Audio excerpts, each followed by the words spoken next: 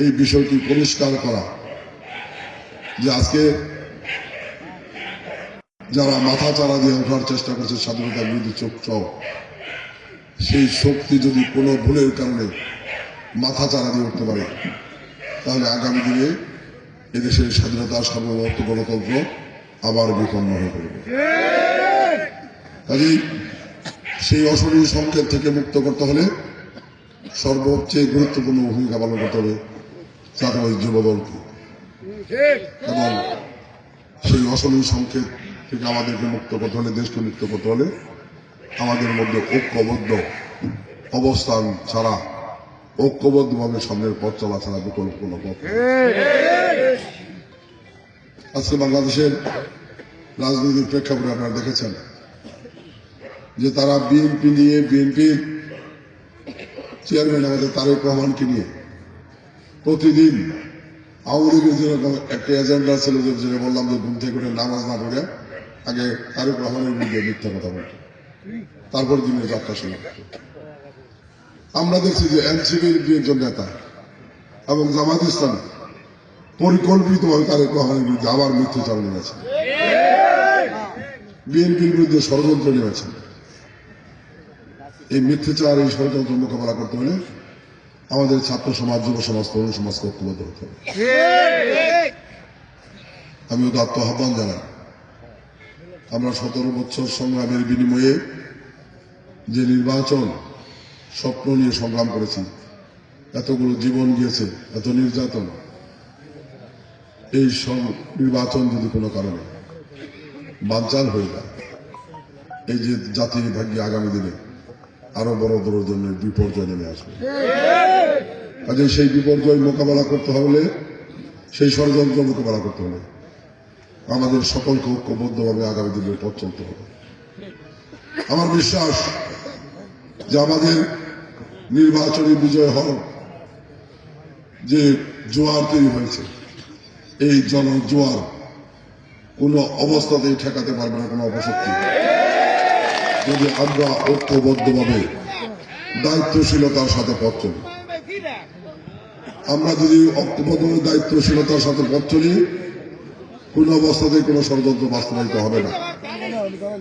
সেই ক্ষেত্রে আমি যুবদলের নেতৃবৃন্দকে একটু উদাত্ত আহ্বান জানাবো, যেটি জিনাইগাতির ঘটনা আমার কাছে মনে হয়েছে তারা সম্পূর্ণ উদ্দেশ্য প্রণোদিতভাবে, উস্কানিমূলকভাবে এই ঘটনা ঘটিয়েছে।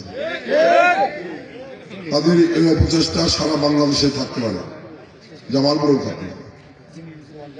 সেই ক্ষেত্রে আমাদেরকে সর্বোচ্চ ধৈর্য ধরে সহনশীলতার সাথে মোকাবেলা করতে হবে।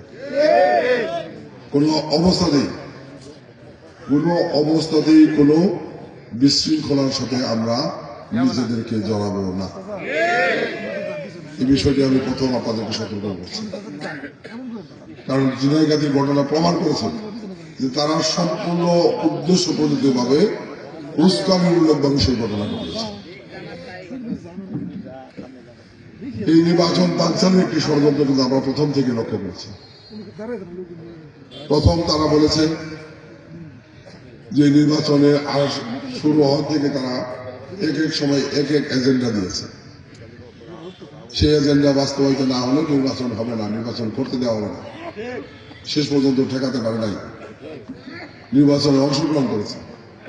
এখন যখন বিএনপির বিজয় ঠেকানো যাচ্ছে না, তখন নির্বাচন বানচালের ষড়যন্ত্র চলছে।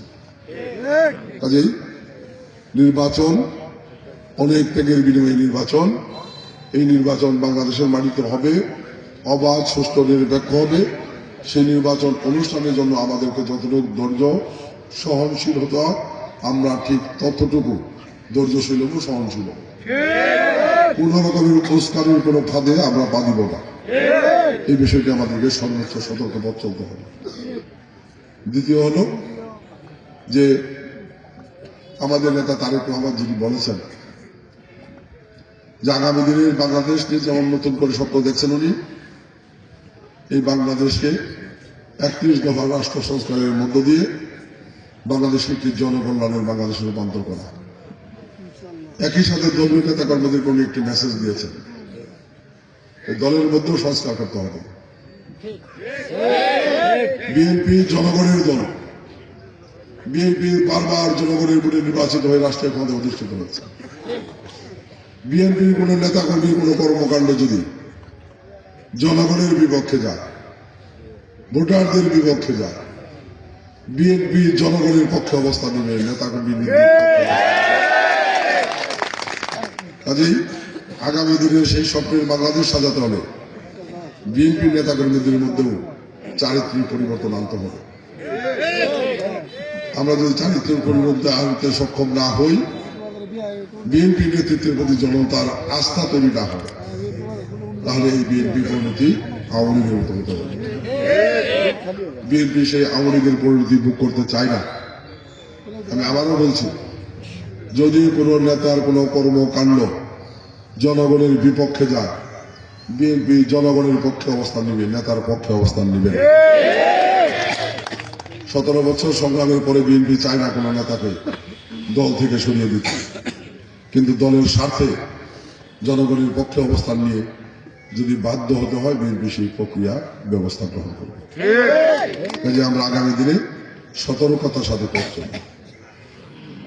তৃতীয় কথা হচ্ছে যে আজকে জামালপুর সদরের বাস্তবতায় গত 30 বছর আমরা জামালপুর সদরে বিএনপি এমপি নির্বাচিত হতে পারি নাই। আমরা যারা রাজনীতি করি 17 বছর আন্দোলন করেছি, সংগ্রাম করেছি, মার খেয়েছি, মামলা খেয়েছি, হাজত খেটেছি, নানা নির্যাতনের মধ্যে স্বপ্ন দেখেছি যে এক সময় বাংলাদেশের সুষ্ঠু নির্বাচন হবে, জনগণের ভোটে রাষ্ট্রীয় ক্ষমতায় বিএনপি আসবে, বিএনপির ক্ষমতার সুবাদে আমাদের এলাকার উন্নয়ন কর্মকাণ্ডগুলো আমরা করব। আমরা জামালপুরকে একটি উন্নত, সমৃদ্ধ, শান্তিপূর্ণ, জনগণের কল্যাণের জামালপুর করব। সেই স্বপ্ন বাস্তবায়নের একটি হাতছানি আমাদের দিয়ে ডাকছে। 30 বছর আমরা বিএনপি থেকে এমপি নির্বাচিত হতে পারি নাই। এইবার একটি সুযোগ সৃষ্টি হয়েছে, যেবার সারা দেশে বিএনপির যে জোয়ার তৈরি হয়েছে, দানের শেষে যে জোয়ার তৈরি হয়েছে, এখন এটি রাজনৈতিক হিসেবে অনেকটাই নিশ্চিত যে জনগণের ভোটে নির্বাচিত হয়ে এবার বিএনপি রাষ্ট্রীয় ক্ষমতায় অধিষ্ঠিত হবে। কিন্তু আমরা যারা জামালপুরের উন্নয়নের স্বপ্ন দেখি, আমরা যারা জামালপুরের মানুষের ভাগ্যের উন্নয়নের স্বপ্ন দেখি, যদি জামালপুর সদর আসনে আমরা নির্বাচিত হতে না পারি, তাহলে জামালপুরের উন্নয়ন, জামালপুরের মানুষের ভাগ্যের উন্নয়ন করা আমাদের পক্ষে হয়তো সম্ভব হবে না।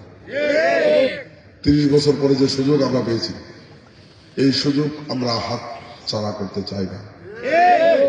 এই সুযোগ যদি আমাদের কাজে লাগাতে হয়, তাহলে আমাদের যুব সমাজ, তরুণ সমাজ, ছাত্র সমাজকে ঐক্যবদ্ধভাবে সর্বোচ্চ ধৈর্য ধারণ করে সহনশীল হয়ে আগামী দিনের নির্বাচনী সকল কর্মকাণ্ড পরিচালনা করতে হবে। একই সাথে নিজেদেরকেও সতর্কতার সাথে পথ চলতে হবে, একই সাথে সতর্ক পাহারা বসাতে হবে, যাতে কোনো অপশক্তি নির্বাচন বানচালে সচল করতে পারে। আমি ইতিমধ্যে সজীব খান বক্তব্য রেখেছেন, আমাদের সাজিদ হাসান বাবু বক্তব্য রেখেছেন। আমি একই সাথে বলবো যে আজকে থেকে আমাদের সেই সতর্ক পথ চলা আরো সতর্ক হতে হবে। জামালপুরের রাজনৈতিক বাস্তবতা, আমি প্রথমেই বলেছি যে কথাটি, যে দুর্ভাগ্য আমাদের যে স্বাধীনতা বিরোধী শক্তি 54 বছর পরে আজকে নির্বাচনে আমাদের প্রধান প্রতিপক্ষ। এটা আমাদের জন্য দুর্ভাগ্য, এটা জাতির জন্য একটি অশনি সংকেত। তারপরেও আমরা বলবো যে রাজনৈতিকভাবে এবং প্রার্থীগতভাবে আমরা মনে করি যে আমরা সেই জামাত ইসলামী বা অন্যান্য প্রার্থীদের চেয়ে অনেক অনেক অনেক বেশি এগিয়ে আছে। আমরা যদি বলি স্বৈরাচার পতনের অহংকার, গত 17 বছরে জামালপুরে জেল, জুলুম, হামলা, মামলা সমস্ত কিছু মোকাবেলা করে এমন কোন কর্মসূচি নাই যেটা জামালপুরে আমরা বাস্তবায়ন না করেছি, অস্বীকার করার সুযোগ নাই। এই কর্মসূচি বাস্তবায়ন করতে গিয়ে জামালপুরের বিএনপি অঙ্গ নেতাকর্মীদের মধ্যে যুবদলের অনেকেই হামলা, মামলা, জেল, জুলুম, নির্যাতনের শিকার হয়েছে। আমি তাদের প্রতি সমবেদনা জ্ঞাপন করছি। আমি আমার সামর্থ্য দিয়ে সর্বোচ্চ চেষ্টা করেছি আপনাদের পাশে থেকে সহযোগিতা করব। কিন্তু আমরা যদি বলি যে বাংলাদেশ জামাত ইসলামী গত 17 বছরে স্বৈরাচার পতনের কোন কর্মসূচিতে জামালপুরের রাজপথে তাদের কোন উপস্থিতি ছিল না। ওই যুদ্ধাপরাধের মামলার রায়ের বিরুদ্ধে তাদের আন্দোলন ছাড়া স্বৈরাচার পতনের আন্দোলনে তাদের কোনো কার্যকরী ভূমিকা ছিল না। কাজে আমরা মনে করি রাজনৈতিকভাবে আমরা অনেক এগিয়ে রয়েছি। তারা স্বাধীনতার বিরোধিতা করেছে, জাতির সবচেয়ে বড় অহংকার। আমাদের গর্ব, আমাদের নেতা জিয়া রহমান স্বাধীনতার ঘোষণা দিয়েছে, জাতিকে স্বাধীনতার পথ দেখিয়েছে, নিজের জীবন বাজি রেখে সংগ্রাম করেছে। তার নেতৃত্বে স্বাধীন বাংলাদেশ পেয়েছি আমরা। স্বাধীনতা পরবর্তী সময়ে বারবার বিভিন্ন গণতন্ত্র পুনরুদ্ধারে আমাদের গবেষণা বেগম খালেদা জিয়ার যে অবদান, এটা ইতিহাসের খাতায় আজীবন সংরক্ষণ করে। কাজে রাজনৈতিকভাবেও আমরা অনেক এগিয়ে গেছি। আমরা যদি জামালপুরের প্রেক্ষাপটে বিবেচনা করি, আল্লাহ মাফ করুক, আমি অহংকার করছি না, কিন্তু আজকে নির্বাচনকে সামনে রেখে কথাগুলো আপনাদের জানা দরকার। আপনি জানেন, তারও জানা দরকার। গত 25 থেকে 30 বছর জামালপুরের জনপদে এমন কোন কার্যক্রম নাই যেটির সাথে আমার বা আমাদের সম্পৃক্ততা না আছে। ক্রীড়াঙ্গনেও আমাদের সম্পৃক্ততা আছে। জামালপুরের যে কোনো জায়গায় একটি খেলাধুলা হলে আমরা সেখানে গিয়েছি, সহযোগিতা করার চেষ্টা করেছি, অংশগ্রহণ করেছি। বিভিন্ন স্কুলের স্পোর্টসগুলোতে আমরা সহযোগিতা করেছি। আমি এক সময় জেলা ফুটবল দলের খেলোয়াড় ছিলাম। আমি গত 20 বছরের বেশি সময় ধরে জেলা ফুটবল সভাপতি হিসেবে ক্রীড়াঙ্গনের সাথে সম্পৃক্ততা রয়েছে। সামাজিক অঙ্গনে যদি বলি, জামালপুরে যে কোনো একটা সামাজিক অনুষ্ঠান বা বিয়ের দাওয়াত, মুসলমানের দাওয়াত হলেও আমি উপস্থিত হওয়ার চেষ্টা করি। জামালপুরে যে কোনো জায়গায় যদি মানুষ মারা যায়, যে দলীয় হোক, আমি চেষ্টা করেছি জানা যায় শরীর হওয়ার জন্য। ধর্মীয় অঙ্গনে বেশিরভাগ মসজিদগুলোতে আমাদের হাতের ছোঁয়া আছে, অনুদান আছে। আমি এইবারের শীতে 73টা ধর্মসভা করছি। গত শীতে 86 ধর্মসভায় সরাসরি অংশগ্রহণ করেছি। আমি যদি বলি গত 25 বছরে এমন কোন বছর নাই যে কমপক্ষে 20টা ধর্মসভায় অংশগ্রহণ না করছি। আমি যদি বলি জামাত ইসলামে যাকে প্রার্থী দেওয়া হয়েছে, আমি জীবনে কোনোদিন এই সমস্ত কর্মকাণ্ডে তাকে কোনোদিন দেখিনি। এবং গত 5 আগস্ট আওয়ামী লীগের পতনের আগে জামালপুরের রাজনৈতিক অঙ্গনে আমি তাকে কোনোদিন দেখিনি। কাজে আমরা মনে করি সব দিক থেকেই আমরা এগিয়ে রয়েছি এবং জামালপুরবাসীর মধ্যে এই বিষয়টি প্রতিষ্ঠিত। আমি যখন নির্বাচনী গণসংযোগে নেমেছি, আমি জামালপুরবাসীর মধ্যে যে জনজোয়ার দেখেছি, আমার বিশ্বাস জামালপুর এবার আমরা বিজয়ী হব ইনশাআল্লাহ। সেক্ষেত্রে দুটি বিষয়, এই বিজয়ের সবচেয়ে গুরুত্বপূর্ণ অংশ হচ্ছে এখন আমাদের দলের নেতাকর্মীরা। জনগণ আমাদের পক্ষে আছে, ভোটার আমাদের পক্ষে আছে, কিন্তু দলের নেতাকর্মীরা যদি সতর্ক পথ চলতে আমরা ভুল করি, যে কোনো ঘটনা নির্বাচনকে নস্যাৎ করে দিতে পারে। কাজে আমাদেরকে সর্বোচ্চ সতর্কতার সাথে পথ চলতে হবে। আমি প্রথমে বলছি, এমন কোন কর্মকাণ্ড করা যাবে না যেটি জনগণের বিপক্ষে যায়, যেটি ভোটারদের বিপক্ষে যায়। আমাদেরকে সর্বোচ্চ সতর্ক পথ চলতে হবে। দ্বিতীয় হলো, ঐক্যবদ্ধ শক্তি ছাড়া বিকল্প কোনো উপায় নেই। আমরা জামালপুরের রাজনীতি অনেক কিছু বিষয় দেখেছি, বলে দিয়ে যে অমুক পাগলা, বিএনপির পাগলা। আমি যদি সারাদিন একা বিএনপি করি, তাতে বিএনপি লাভ হবে না, বরং মানুষ আমার পাগল বলবে। তো আমার মতো বিএনপি পাগল দিয়ে বিএনপির কোনো লাভ হবে না। বিএনপি যদি আমরা লাভের হিসাব খুঁজি, তাইলে ওই একলা পাগলার গিরি করা থেকে বিএনপির সঙ্গে ঐক্যবদ্ধভাবে চলবে। আমি একটা ঘটনা বলছিলাম আমার এলাকায়, যে আমরা যখন ছাত্র জীবনে পিকনিক করতাম, রাতে ওই সময় গ্রামে যখন ধান কাটতো, আমরা ওই এলাকার যারা ছাত্র যুবক সবাই মিলে বনভোজন খেতাম। এক পোয়া করে চাল নিয়ে যেতাম, বাড়ির করে ডিম দিতাম, যাদের সামর্থ্য আছে টেকা দিতাম, দিয়ে 20-30 জন 50 জন মিলে বন্ধের মধ্যে একটা তাঁবু টানায় আমরা আগুনে গান বাজাইতাম, বাইক বাজাইতাম, পাক করতাম, সব মিলে খাইতাম, আনন্দ করতাম। আঙ্গুরিকা পাড়াটি রাজা নামে এক ছেলে আছে, এই জীবনে কোনোদিন আমার সঙ্গে মিশতে। ওই যেদিন আমরা পিকনিক করতাম, ও বাইক থেকে এক পাওয়া চাইলে আর একটা ডিম নিয়ে আর একটা আলু নিয়ে ওই সাইডে এক রায় পাক করতো, এক রায় ওটা খাইতো। কি পিকনিক হইল আমার দলের কিছু নেতা করে আছে আমার সঙ্গে মিলে কাম করবো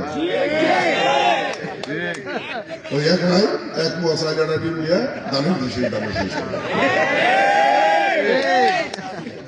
জামাল বলে তারা দানের শীষে বলছে মামুন ভাই বলছে না দানের শীষে আজকে নেতারা বললাম যে ভাই আমরা তো ভালো করতেছি আমরা তো জামাল বাংলাদেশের মধ্যে একমাত্র জাতীয় নেতা বলে কিরম ভাই আমরা তো দানের শীষে বলতাম দানের শীষ বলি করছেন আমি ভুক্ত তারেক রহমান চাওয়া হইতেছে খালেদা জিয়াটা চাওয়া হইতেছে জিয়া রহমানের চাওয়া হইতেছে বাংলাদেশে 300 আসলে আমি বলতে হইতেছে কারণ আমি দানের শীষ কারো কথা কম না এবং জাতীয় নেতা যাওয়ার পরে আমার কিছু আছে আমি বলি যে ওই পাগলা আমি কই দেয় সারাদিন বিচিত্র বলে করে দেয় জনগণ আমার জনগণকে আনতে হলে আমাদের সকলে মিলে একসাথে করতে হবে আমরা বিচ্ছিন্ন পথ চলা থেকে সরে আসি একসাথে করতে হবে আমি বক্তব্য দীর্ঘায়িত করি না অনেক রাত হয়েছে সব শেষে কথা বলতে চাই যে আমি আমার কাছে শুক্রিয়া করি আমি নিজের অনেক ভাগ্যবান মনে করি আমি ইউনিভার্সিটি থেকে পাশ করার পরে 1995 সালে আমেরিকা যাওয়ার সুযোগ পেয়েছিলাম ব্যারিস্টারি করার স্বপ্ন ছিল লন্ডন গেছিলাম সব বাদ দিয়ে রাজনীতির খাতায় নাম নেওয়া হয়েছিলাম জীবনের একটা চিন্তা থেকে আমি যদি একা আমার স্বার্থ বিসর্জন দিই আমার দ্বারা লক্ষ লক্ষ মানুষের স্বার্থ রক্ষা করা সম্ভব একজন জনপ্রতিনিধি যদি নিজের জীবনের স্বার্থ ছেড়ে যায় তার দ্বারা সমস্ত জনগণের স্বার্থ রক্ষা করা সম্ভব আমি সেটা করার চেষ্টা করছি পৌরসভায় 11 বছর মেয়র ছিলাম আমার 11 বছরের জীবনে আমি সব লোক বাদ দিয়ে পৌরসভা উন্নয়নের কাজ করছি আমি চ্যালেঞ্জ করে বলতে পারি পৌরসভায় 11 বছর যে কাজ করছি পৌরসভার বয়স 150 বছরের বেশি পৌরসভার ইতিহাসে কোনো মেয়র তো কাজ করতে হবে না তার প্রতিদান আমিও পেয়েছি আমার বিএনপিও আছে আগামী দিনে যদি আমি কাজ করতে পারি জনগণের জন্য আমার সম্মান পাবো একই সাথে আমার দলের সম্মান পাবো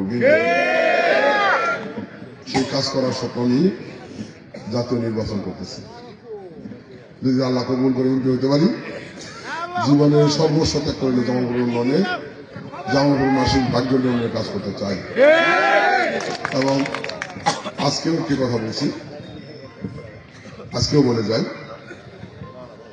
যদি আল্লাহ রহমত করে এক সময় বলতো যে জামালপুর সদর আওয়ামী লীগের ঘাঁটি যদি আল্লাহ আমার রহমত করে আমার ইচ্ছা আছে জামালপুরকে বিএনপির ঘাঁটি বানাতে আমরা যত বেশি জনকল্যাণে কাজ করতে পারবো যত বেশি জামালপুর উন্নয়নে কাজ করতে পারবো আমি আবারও বলতেছি আমাদের সম্মান মানুষের কাছে পাবো বিএনপির সম্মানটা মানুষের কাছে পাবো আমরা চেষ্টা করি সবাই মিলে জনকল্যাণে কাজ করার জন্য জামালপুর উন্নয়নে কাজ করার জন্য সেই আহ্বান জানিয়ে জাতীয় যুব দল আজকের এই আয়োজন করার জন্য জামালপুরের একজন সন্তান হিসেবে জেলা বিএনপির সাধারণ সম্পাদক হিসেবে বিএনপির জাতীয় নির্বাহী কমিটির সহসাধারণ সম্পাদক হিসেবে একই সাথে বিএনপির মনোনীত প্রার্থী হিসেবে আমি আপনাদের সকলের প্রতি কৃতজ্ঞতা জ্ঞাপন করছি আবারও অনুরোধ করছি আসুন বিগত দিনে আমাদের পথ চলায় যদি কোনো ভুল ত্রুটি থাকে আমরা ক্ষমা সুন্দর দৃষ্টিতে দেখে আজকে দেশের সাথে জামালপুরের সাথে বিএনপির সাথে জামালপুরের জনগণের সাথে সর্বোপরি বেগম খালেদা জিয়ার যে ত্যাগ সেই ত্যাগের মহিমায় উদ্ভূষিত হয়ে আমরা এক দিনে একসাথে পথ চলি দানের শীষের বিজয়কে নিশ্চিত করি যাতে আদর্শকে আগাও শক্তিশালী দৃঢ় করি সেই যাত্রায় জাতীয় যুব দল জামালপুর সদর উপজেলা নেতৃবৃন্দ গুরুত্বপূর্ণ ভূমিকা পালন করবে প্রত্যাশা ব্যক্ত করে আপনাদের সকলের শুভ কামনা করে সকলের মঙ্গল কামনা করে দানের শীষের বিজয় কামনা করে আমি আমার বক্তব্য শেষ করছি সবাই ভালো থাকবেন সুস্থ থাকবেন আল্লাহ আমাদের সকলকে ধন্যবাদ।